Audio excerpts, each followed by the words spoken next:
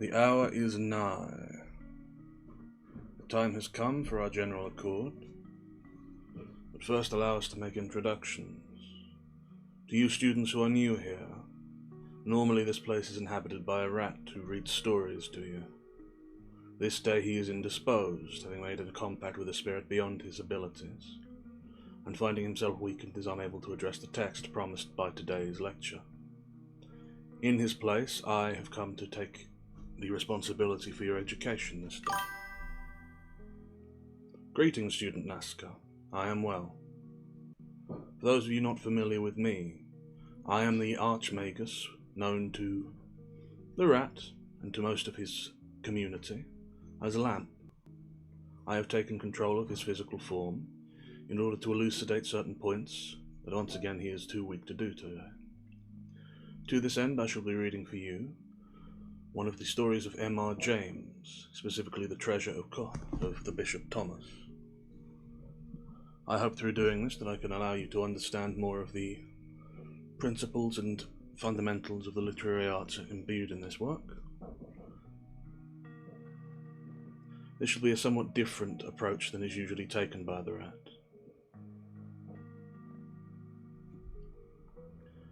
This being the case, I understand some of you may be disappointed or thrown off by the change in educational manner. I bid you not to worry. With all likelihood you shall be returning, if not tomorrow then very shortly. However, I could find no other to step in today, so you must bear with me. Let us begin today's lesson. Yes, I suppose there is the point. As always, if someone has a question or has missed a piece of the text, do not hesitate to inquire. The purpose of these readings is the education and elucidation of those listening, so the clarification of any points is principal and fundamental. Now, unless there is any further ado, I shall begin. The Treasure of Abbot Thomas. 1. Verum usque in presentum Deum multageriunt, inter se conosci de abscondito quam istus abetus. Tome testoro quem sepe quamquem ad hoe in cassum equivesterium defendendas. Ipsum enum tomamum ad hoe fluida in ete existentum intangem, orimassia cerca modesterium diffudisse perdibunt. De quam multedes interrogantus ubil istes, cum riso respondere solitus erat. Job, Johannes et Zacharias vel vobis vel posteris indicabunt. Idimque allevando alistere se eventerus minime indvisurum.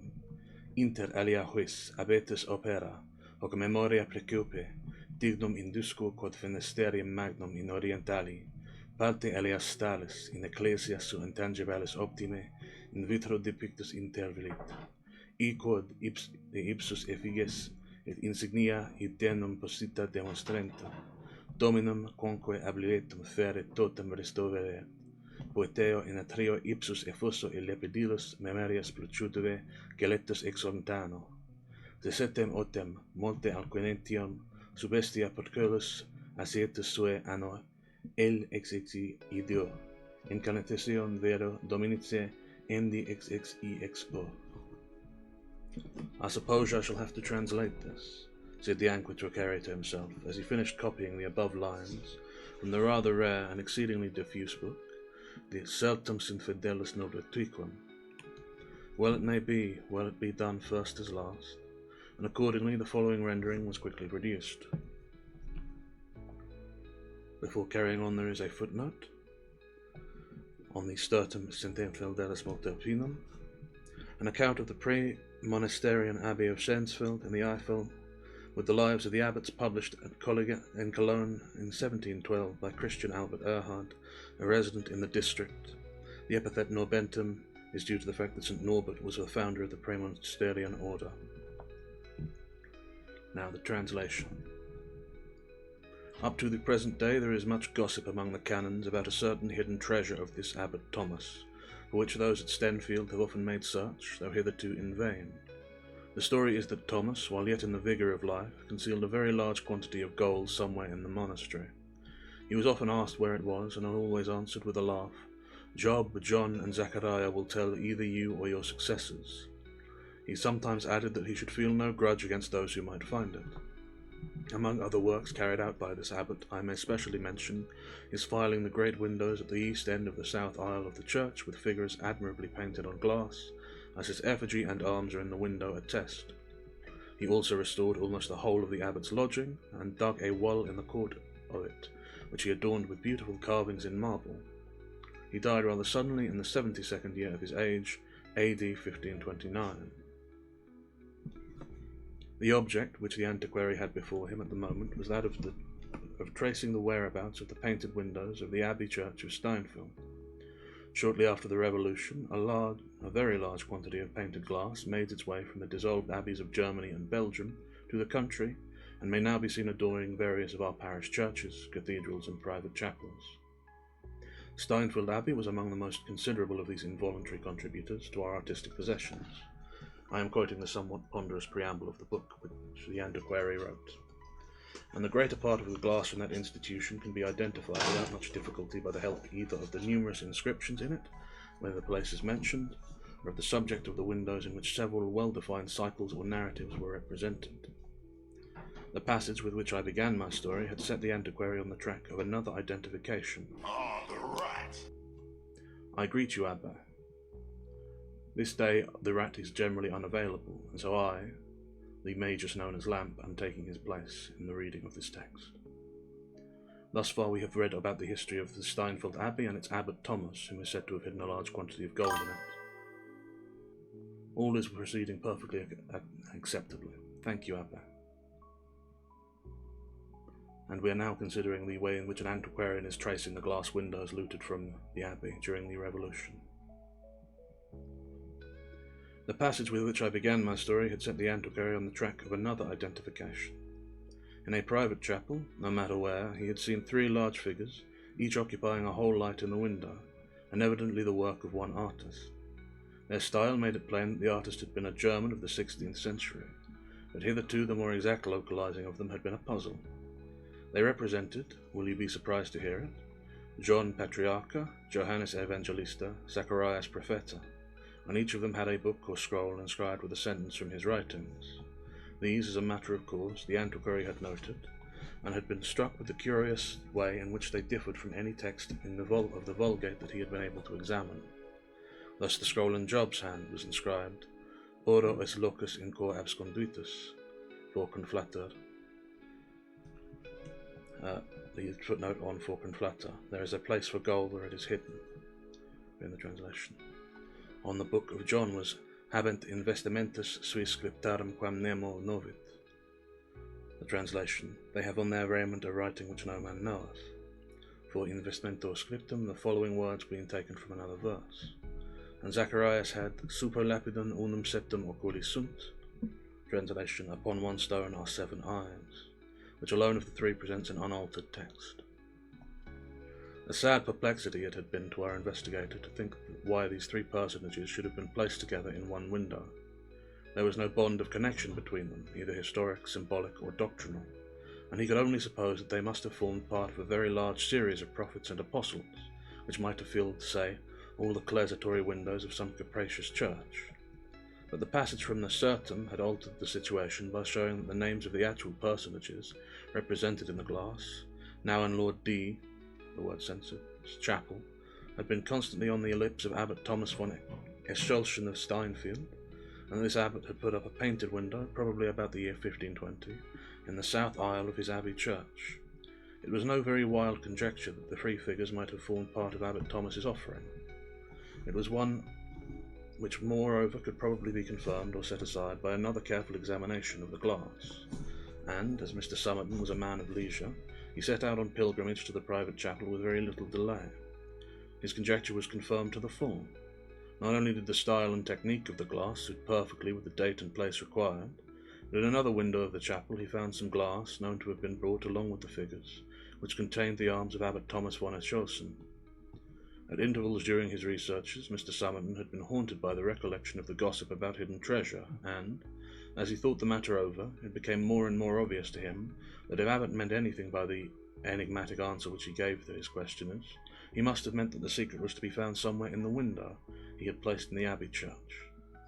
It was undeniable, furthermore, that the first of the curiously selected texts on the scrolls in the window might be taken to have reference to hidden treasure. Every feature, therefore, or mark in which could possibly assist in elucidating the riddle, which, he felt sure, the abbot had set to posterity, he noted with scrupulous care, and, returning to his Berkshire manor house, consumed many a pint of the midnight oil over his tracings and sketches. After 2 or 3 weeks, a day came when Mr. Somerton announced to his man that he must pack his own and his master's things for a short journey abroad, whither for the moment we will not follow him. This is the end of the first section of the text. I take a drink to wet the throat of the rat.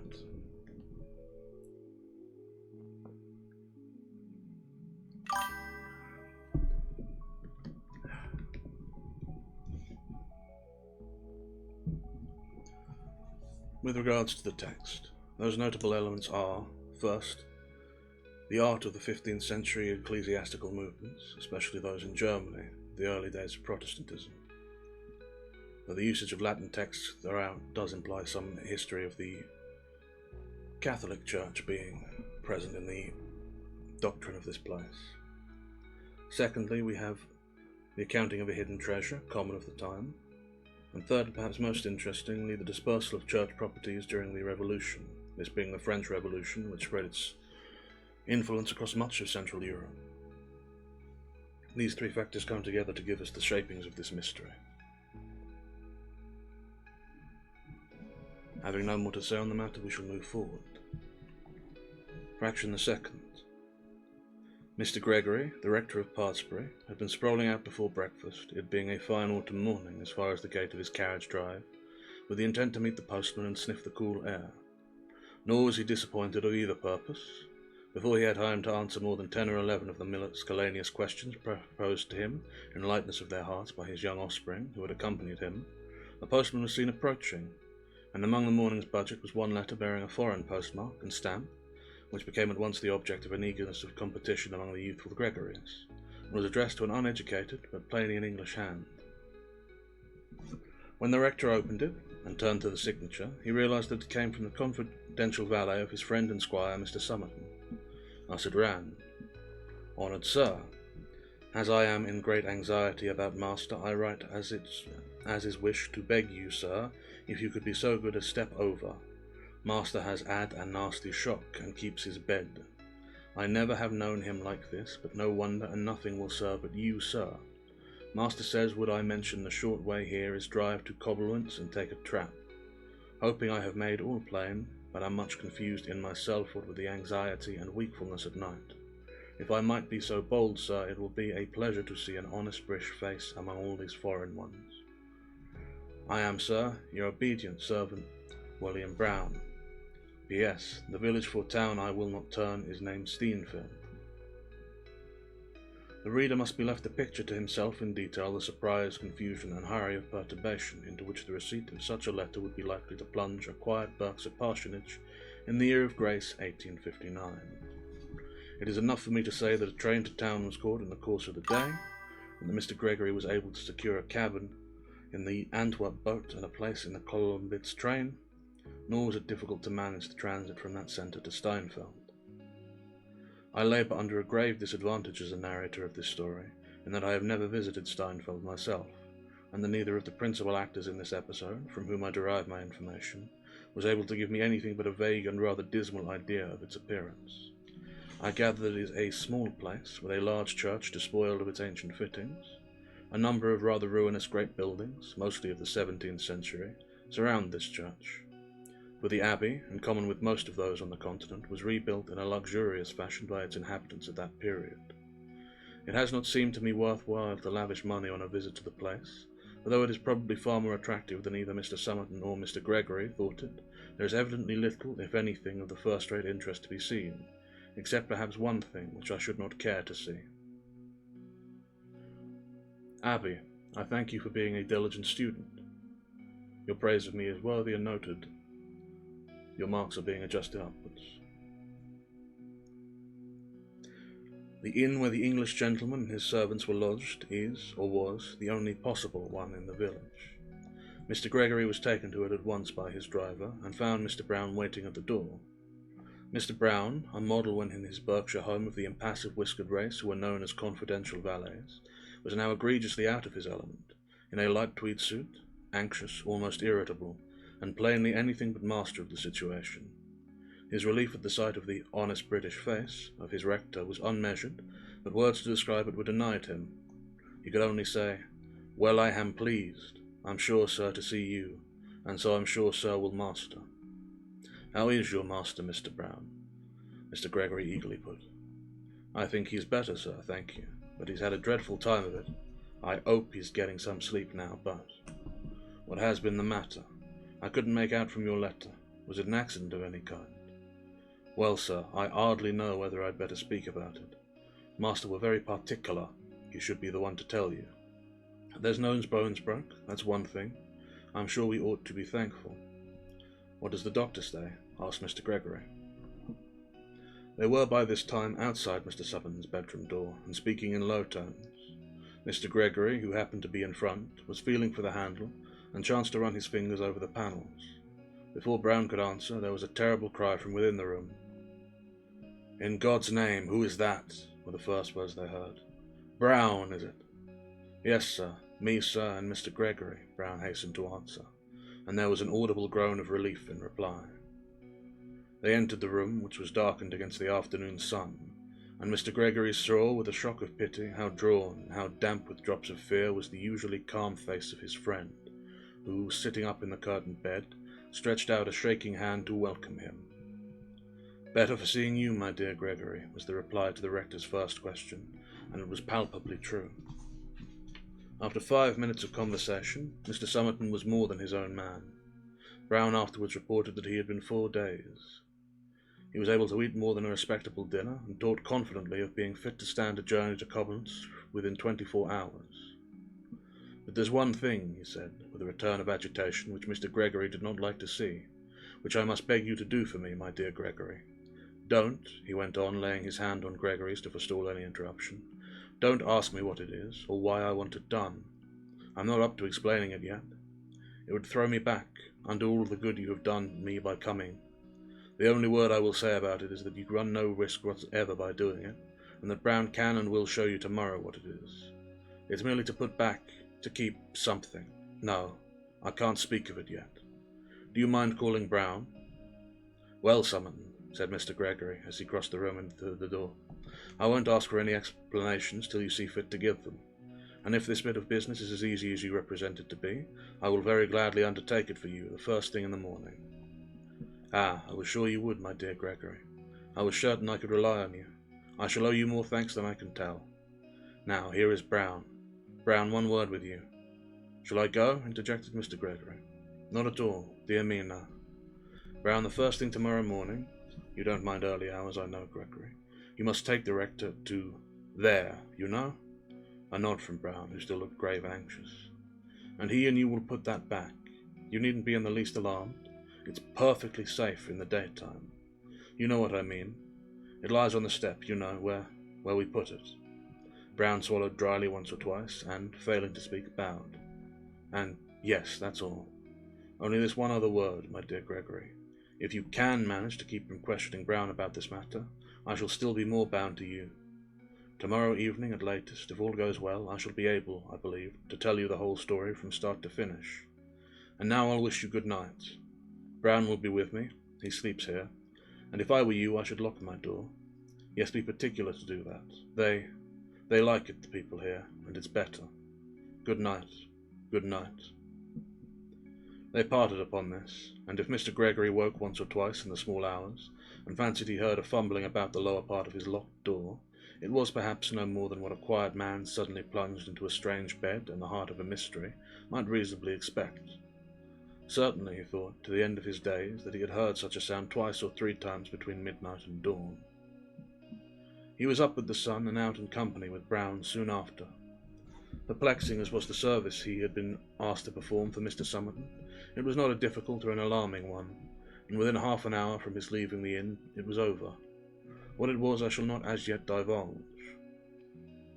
Later in the morning Mr. Somerton, now almost himself again, was able to make a start from Steinfeld, and that same evening, whether at Cobblenet's or at some intermediate stage of his journey I am not certain, he settled down to the promised explanation. Brown was present, but how much of the matter was ever really made plain to his comprehension he would never say, and I am unable to conjecture. This is the end of the second fragment of the text. Here I shall note a number of features. First among them the use of... how shall one place it? The use of withheld information. In both of these two fragments you have some variation of "I shall not tell you" as to the nature of a story. This allows the building of suspense, for while a thing has already happened within the narrative, the information being withheld from the reader, one becomes anxious to know of it.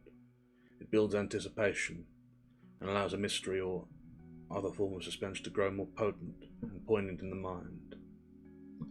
Second, we have mundane details being used here to give more reality or verisimilitude to a story, the details of travel, the way in which the letter, which was penned by Mr. Gregory, who is not an educated man, was filled with misspellings and oddities of grammar.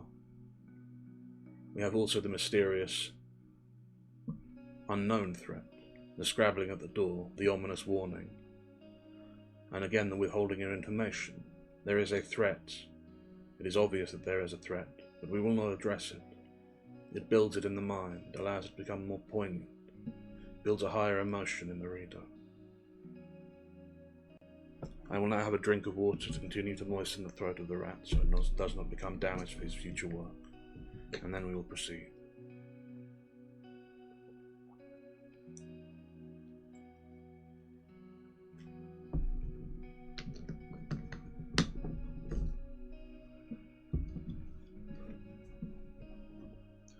Fragment the third. This was Mr. Somerton's story. You know roughly, both of you, that this expedition of mine was undertaken with the object of tracing something in connection with some old painted glass in Lord D, name redacted, private chapel. Well, the starting point of the whole matter lies in this passage from an old printed book, to which I will ask your attention. And at this point Mr. Somerton went carefully over some ground with which we are already familiar. On my second visit to the chapel, he went on, my purpose was to take every note I could of figures, lettering, diamond scratchings on the glass, and even apparently accidental markings. The first point which I tackled was that of the inscribed scrolls. I could not doubt that the first of these, that of Job, there is a place for the gold where it is hidden, with its intentional alterations, must refer to the treasure, so I applied myself with some confidence to the next, that of St. John. They have on their vesture a writing which no man knoweth. The natural question will have occurred to you, was there an inscription on the robes of the figures? I could see none. Each of the three had a broad black border to his mantle, which made a conspicuous and rather ugly feature in the window. I was nonplussed, I will own, and but for a curious bit of luck, I think I should have left the search where the canons of Steinfeld had left it before me. But it so happened that there was a good deal of dust on the surface of the glass, and Lord D, name redacted, happening to come in, noticed my blackened hands, and kindly insisted on sending for a Turk's head broom to clean down the window. There must, I suppose, have been a rough piece in the broom. Anyhow, as it passed over the borders of one of the mantles, I noticed that it left a long scratch, and that some yellow stain instantly showed up. I asked the man to stop his work for a moment, and ran up the ladder to examine the place.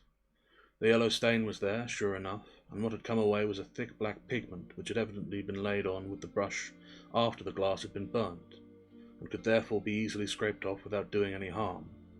I scraped accordingly, and you will hardly believe, no, I do you an injustice, you will have guessed already, that I found under this black pigment 2 or 3 clearly formed capital letters in yellow stain, on a clear ground. Of course I could hardly contain my delight. I told Lord D, name redacted, that I had detected an inscription which I thought might be very interesting, and begged to be allowed to uncover the whole of it. He made no difficulty about it whatever, told me to do exactly as I pleased, and then, having an engagement, was obliged, rather to my relief I must say, to leave me. I set to work at once, and found the task a fairly easy one. The pigment disintegrated, of course, by the time it came off almost at a touch, and I don't think that it took me a couple of hours, all told, to clean the whole of the black borders in all 3 lights. Each of the figures had, as the inscription said, a writing on their vestures which nobody knew. This discovery, of course, made it absolutely certain to my mind that I was on the right track. And now, what was the inscription? While I was cleaning the glass, I almost took pains not to read the lettering, saving up the treat until I had got to the whole thing clear. And when that was done, my dear Gregory, I assure you I could almost have cried from sheer disappointment. What I read was only the most hopeless jumble of letters that was ever shaken up in a hat. Here it is. Job. DREVICIOPEDMOOMSMVIVLISLCAVIBASBATAOVT. St. John. RDIIAMRLESIPVSPODSEIEIRESGIAVNNR. Zachariah. FTEILNQDPVAIVMTLEEATTOHION.H.Q.E. Blank as I felt, and I must have looked for the first few minutes, my disappointment didn't last long. I realized almost at once that I was dealing with a cipher or cryptogram, and I reflected that it was likely to be of a pretty simple kind, considering its early date. So I copied the letters with the most anxious care. Another little point, I may tell you, turned up in the process which confirms my belief in the cipher. After copying the letters on Job's robe, I counted them to make sure that I had them right. There were 38, and, just as I finished going through them, my eyes fell on a scratching made with a sharp point on the very edge of the border. It was simply the number XXXVII in Roman numerals. To cut the matter short, there was a similar note, as I may call it, in each of the other lights, and that made it plain to me from the glass pane to have been very strict orders from Abbot Thomas about the inscription, and had taken pains to get it correct. Well, after that discovery, you may imagine how minutely I went over the whole surface of the glass in searching for further light. Of course, I did not neglect the inscription on the scroll of Zechariah, "Upon one stone are 7 eyes," but I very quickly concluded that this must refer to some mark on a stone which could only be found in situ, where the treasure was concealed. To be short, I made all possible notes and sketches and tracings, and then came back to Parsbury to work out the cipher at leisure. Oh, the agonies I went through!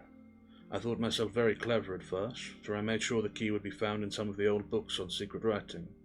The Stenographia of Joachim Trithismius was an earlier contemporary of Abbot Thomas, seemed particularly promising. So I got that, and Selenius's Cryptographia, and Bacon De Augmentis Sinectorum, and some more. But I could hit upon nothing. Then I tried the principle of the most frequent letter, talking first in Latin, then German as a basis. That didn't help either. Whether it ought to have been done so, I am not clear.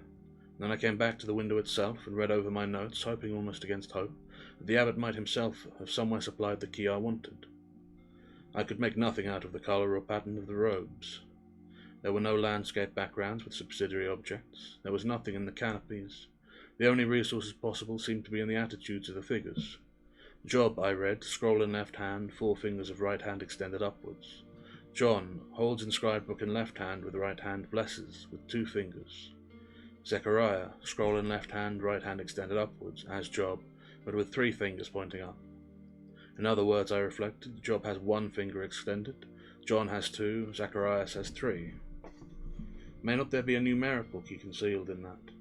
My dear Gregory, said Mr. Somerton, laying his hand on his friend's knee, that was the key. I didn't get it to fit at first, but after 2 or 3 trials I saw what was meant. After the first letter of the inscriptions you skip 1 letter, after the next you skip 2, after that skip 3. Now look at the results I got. I've underlined the letters which form words. D, E, C, E, M, M, I, L, L, I, A, V, R, R, E, P, O, S, I, T, A, S, V, N, T, I, N, P, V, T, E, O, I, N, A, T. Do you see it? Decim millia ori riposta sunt in puto in at. 10,000 pieces of gold are laid upon a well in, followed by an incomplete word beginning at. So far, so good.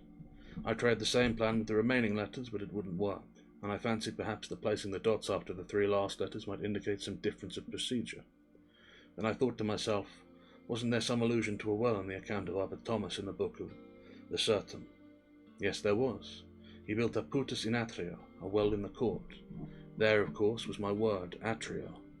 The next step was to copy out the remaining letters of the inscription, omitting those I had already used. This gave what you will see on this slip. RVIOOPDOOSMVVISPDEERSEAVVSPTAOTDIANFEEEALQDVAMLEIAITHEAEMLSIVEALQDVAIMLEIAITHEAEMCA.HQ.E. Now I knew what these letters first. I knew what these 3 first letters I wanted were, namely Rio, to complete the word atrio, and as you will see, they are all to be found in the first 5 letters. I was a little confused at first by the occurrence of 2 I's, but very soon I saw that every alternate letter must be taken in the remainder of the inscription. You can work it out for yourself. The result, continuing where the first round left off, is this. Rio Dominus evetelis de Steinfield a me Thomas que pompe, que posi custodium superia a, gare aqui la touche. So the whole secret was out. 10,000 pieces of gold are laid up in the well in the court of the abbot's house of Steinfield by me, Thomas, who has set a guardian over them, gare aqui le touche.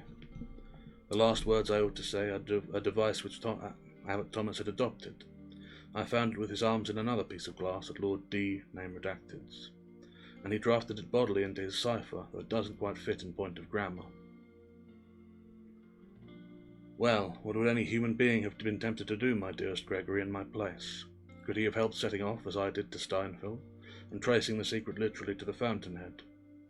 I don't believe he could. Anyhow, I couldn't, and I needn't tell you I found myself at Steinfield as soon as the resources of civilization could put me there, and installed myself in the inn you saw. I must tell you that I was not altogether free from foreboding, on one hand of disappointment, on the other of danger. There was always the possibility that Abbot Thomas's well might have been wholly obliterated, or else that someone ignorant of cryptograms and guided only by luck might have stumbled on the treasure before me. And then there was a very perceptible shaking of the voice here. I was not entirely easy. I need not mind confessing as to the meaning of the words about the guardian of the treasure, but if you don't mind, I'll say no more about that until it becomes necessary. At the first possible opportunity, Brown and I began exploring the place. I had naturally represented myself as being interested in the remains of the abbey, and we could not avoid paying a visit to the church, impatient as I was to be elsewhere. Still, it did interest me to see the windows where the glass had been, and especially that at the east end of the south aisle. In the tracery lights of that I was startled to see some fragments and coats of arms remaining. Abbot Thomas's shield was there, and a small figure with the scroll inscribed, Oculus habent et non vididum. They have eyes and shall not see. which I take it was a hit of the abbot at his canons. But of course the principal object was to find the abbot's house. There is no prescribed place for this, so far as I know, in the plan of a monastery. You can't predict of it, as you can of the chapter house, that it will be on the eastern side of the cloister, or, as of the dormitory, that it will communicate with the transept of the church. I felt that if I asked many questions I might waken lingering memories of the treasure, and I thought it best to try first to discover it for myself. It was not very long or difficult to search. That three-sided court southeast of the church, with deserted piles of buildings round it, and grass-grown pavement, which you saw this morning, was the place. And glad enough I was to see that it was put to no use, and was neither very far from our inn, nor overlooked by any inhabited building. There were only orchards and paddocks on the slopes east of the church. I can tell you that fine stone glowed wonderfully in rather watery yellow sunset that we had on that Tuesday afternoon. Next, what about the well? There was not much doubt about that, as you can testify. It is really a very remarkable thing. The curb is, I think, of Italian marble, and the carving I thought must be Italian also. There were reliefs, you will perhaps remember, of Eliza and Rebecca, and of Jacob opening the well for Rachel, and similar subjects. But by way of disarming suspicion, I suppose, the abbot had carefully abstained from any of his cynical and elusive inscriptions. I examined the whole structure with keenest interest, of course. A square wellhead with an opening in one side, an arch over it, with a wheel for the rope to pass over, evidently in very good consideration still, for it had been used within 60 years, or perhaps even later, though not quite recently. Then there was the question of depth and access to the interior. I suppose the depth was about 60 to 70 feet, and as to the other point, it really seemed as if the abbot had wished to lead searchers up to the very door of his treasure house, but as you tested for yourself, there were big blocks of stone bonded into the masonry, and leading down in the regular staircase round and round the inside of the well. It seemed almost too good to be true. I wondered if there was a trap, if the stones were so contrived as to tip over when weight was placed on them, but I tried a good many with my own weight and with my stick, and all seemed and actually were perfectly firm. Of course I resolved that Brown and I would make an experiment that very night. I was well prepared. Knowing the sort of place I should have to explore, I had brought a sufficiency of good rope and bands of webbing to surround my body, and crossbars to hold on to, as well as lanterns and candles and crowbars, all of which would go into a single carpet bag and excite no suspicion. I satisfied myself that my rope would be long enough, and that the wheel for the bucket was in good working order, and then we went home to dinner. I had a little cautious conversation with the landlord, and made out that he would not be overmuch surprised if I went out for a stroll with my man about 9 o'clock, to make, heaven forgive me, a sketch of the abbey by moonlight. I asked no questions about the well, and am likely not to do so now. I fancy I know as much about it as anyone in Steinfeld. At least, with a strong shudder. I don't want to know any more. Now we come to the crisis, and, though I hate to think of it, I feel sure, Gregory, that it will be better for me in all ways to recall it just as it happened. We started, Brown and I, at about 9 with our bag, and attracted no attention, for we managed to slip out at the hinder end of the inn yard into an alley, which brought us quite to the edge of the village. In 5 minutes we were at the well, and for some little time we sat on the edge of the wellhead, to make sure that no one was stirring or spying on us. All we heard was some horses cropping grass out of sight, farther down the eastern slope. We were perfectly unobserved and had plenty of light from the gorgeous full moon above to allow us to get the rope properly fitted over the wheel. Then I secured the band round my body beneath the arms. We attached the end of the rope very securely to a ring in the stonework. Brown took the lighted lantern and followed me. I had a crowbar, and so we began to descend cautiously, feeling every step before we set foot in it, and scanning the walls in search of any marked stone. Half aloud I counted the steps as we went down, and we got as far as the 38th before I noted anything at all irregular in the surface of the masonry. Even here there was no mark, and I began to feel very blank, and to wonder if the abbot's cryptogram could possibly be an elaborate hoax. At the 49th step the staircase ceased. It was with a very sinking heart that I began retracing my steps, and when I was back on the 38th, Brown, with the lantern being a step or two above me, I scrutinized the little bit of irregularity in the stonework with all my might, but there was no vestige of a mark. Then it struck me that the texture of the surface looked just a little smoother than the rest, or at least in some way different. It might possibly be cement and not stone. I gave it a good blow with my iron bar. There was a decidedly hollow sound, though that might be the result of our being in a well, but but there was more. A great flake of cement dropped to my feet, and I saw marks on the stone underneath. I had tracked the abbot down, my dear Gregory. Even now I think of it with a certain pride. It took but a very few more taps to clear the whole of the cement away, and I saw a slab of stone about 2 feet square, upon which was engraven a cross. Disappointment again, but only for a moment. It was you, Brown, who reassured me by a casual remark. You said, if I remember right, "It's a funny cross. Looks like a lot of eyes."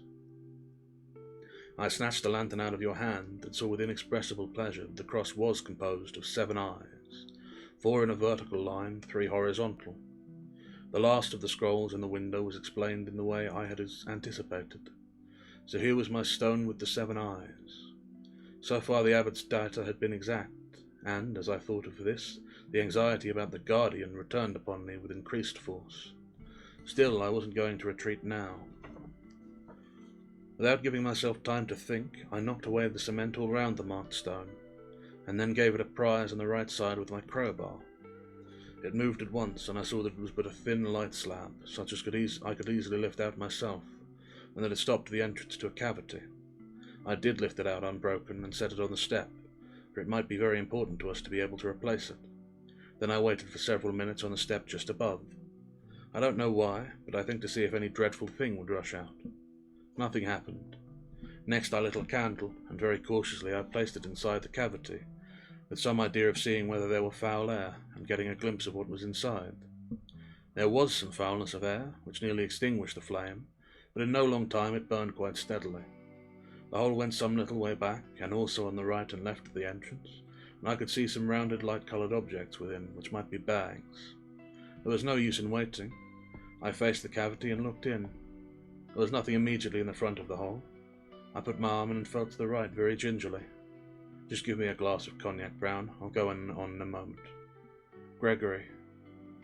Well, I felt to the right, and my fingers touched something curved that felt, yes, more or less like leather.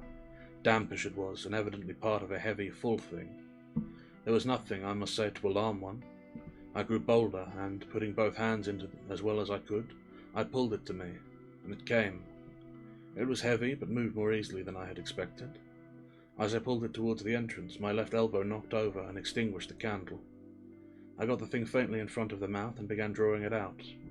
Just then Brown gave a sharp ejaculation and ran quickly up the steps with the lantern. He will tell you why in a moment. Startled as I was, I looked round after him, and saw him stand for a minute at the top, then walk away a few yards. Then I heard him call softly, "All right, sir," and went on pulling out the great bag in complete darkness. It hung for an instant on the edge of the hole, and slipped forward onto my chest, and put its arms around my neck. My dear Gregory, I am telling you the exact truth.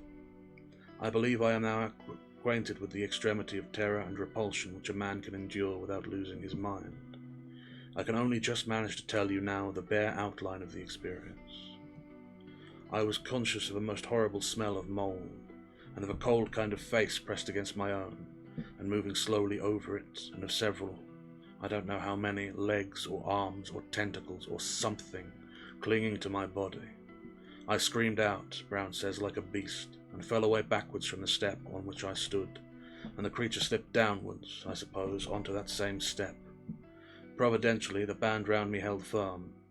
Brown did not lose his head, and was strong enough to pull me up to the top and get me over the edge quite promptly. How he managed it exactly I don't know, and I think he would find it hard to tell you. I believe he contrived to hide our implements in the deserted building nearby, and with very great difficulty he got me back to the inn. I was in no state to make explanation, and Brown knows no German, but next morning I told the people some tale of having a bad fall in the abbey ruins, which I suppose they believed. And now, before I go further, I should just like you to hear what Brown's experiences during those few minutes were. Tell the rector, Brown, what you told me. Well, sir, said Brown, speaking low and nervously, it was just this way. Master was busy down in front of the owl, and I was holding the lantern and looking on, when I heard something drop in the water from the top, as I thought. So I looked up, and I see someone's head looking over at us. I suppose I must have said something, and I held the light up and run up the steps, and my light shone right on the face. That was a bad un, sir, if I ever seen one. A holdish man, and the face very much fell in, and laughing as I thought.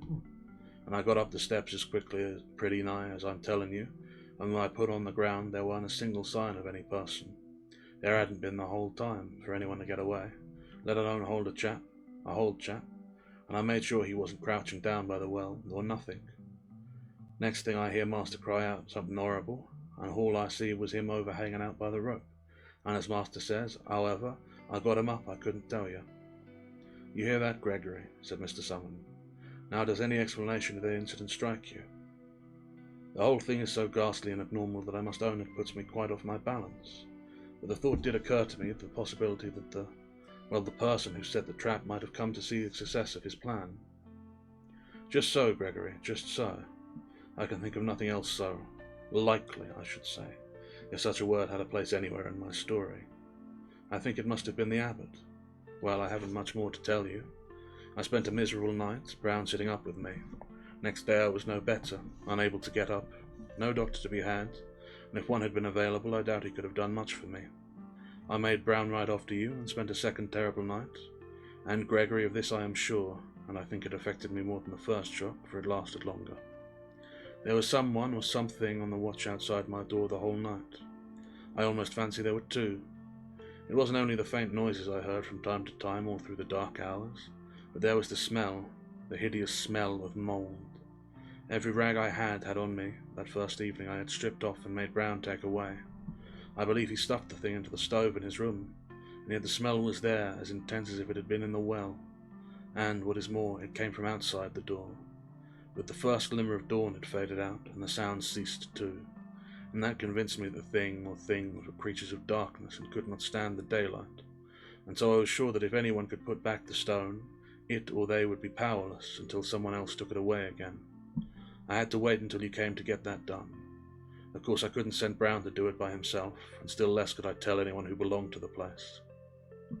Well, there is my story, and if you don't believe it, I can't help it, but I think you do. Indeed, said Mr. Gregory. I can find no alternative. I must believe it. I saw the well and the stone myself, and had a glimpse, I thought, of the bags or something else in the hall. And to be plain with you, Summerton, I believe my door was watched last night too. I dare say it was, Gregory, but thank goodness that is over. Have you, by the way, anything to tell about your visit to that dreadful place? Very little, was the answer, Brown said. Brown and I managed to easily enough get the slab into place, and he fixed it very firmly with the irons and wedges you had desired him to get, and we contrived to smear the surface with mud so that it looks just like the rest of the wall. One thing I did notice in the carving on the well head, which I think must have escaped you. It was a horrid, grotesque shape, perhaps more like a toad than anything else, and there was a label by it inscribed with 2 words. Depositum custodi. Keep that which is committed to thee. And that is the end of The Treasure of Abbot Thomas by M.R. James. Some final considerations then. We have here an account of what is commonly known as a guardian spirit or bound spirit, a thing bound to a place to protect something, a treasure being the earlier example, and of course the one present here.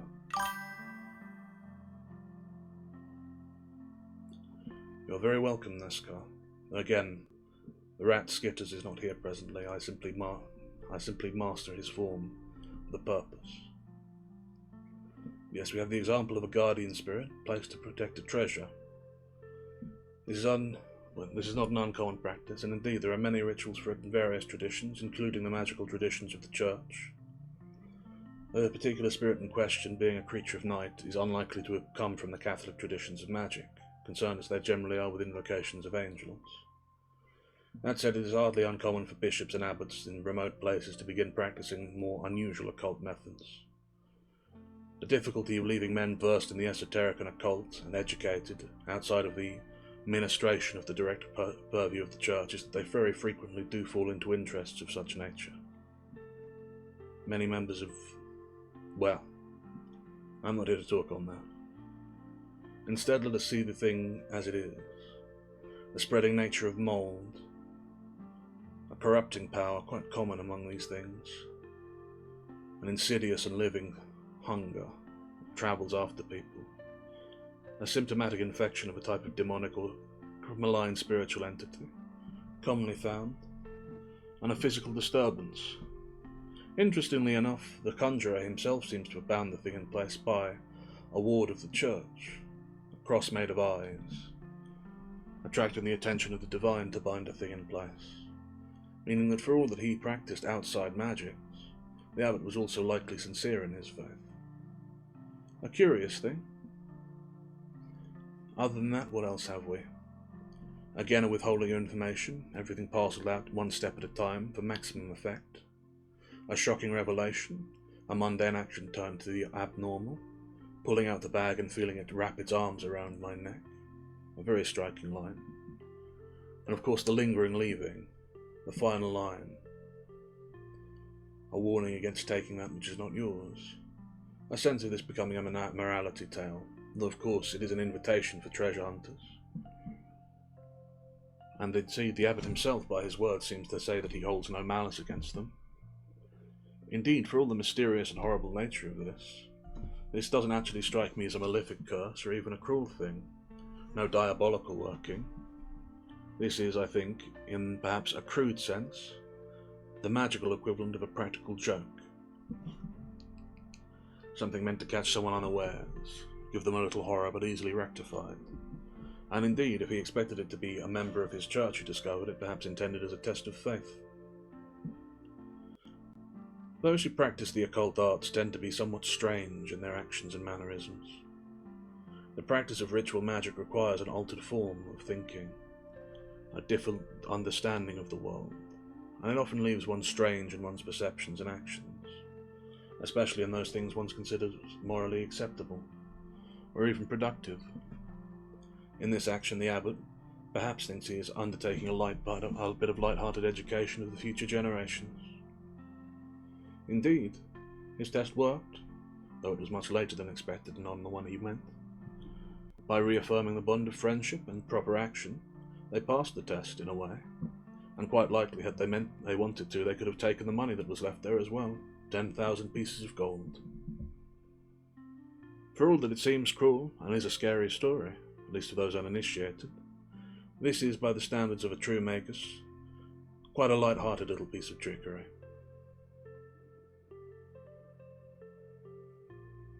I don't think I have anything more to say on this text, and as this was the only one promised, and I do not wish to take too much away from the invocations and education of the rat, which are occurring by the transmission of these texts, I shall not deign to read another one, especially as I believe he has a prior engagement this evening. So, this having been read, unless there are further questions from the audience, I shall leave you. Perhaps with one other thought, something that Nazca has already begun.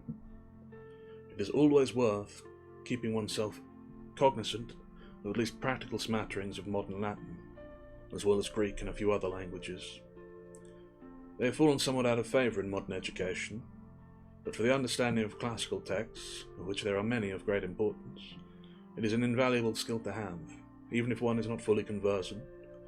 An understanding and familiarity with the fundamental principles of Latin grammar, and a few key words of, vocabulary, will serve one well, both in understanding ancient texts, interpreting mysterious things, and even in the speaking of most Romance languages. While we are not in such a formal educational setting as I can assign homework, I do strongly advise anyone with an interest in the occult, or in classical literature, to familiarise themselves with these basic principles. A little self-reading can go a long way. With that, I think I shall bid you adieu, and I thank you once again for attending these lessons. Goodbye.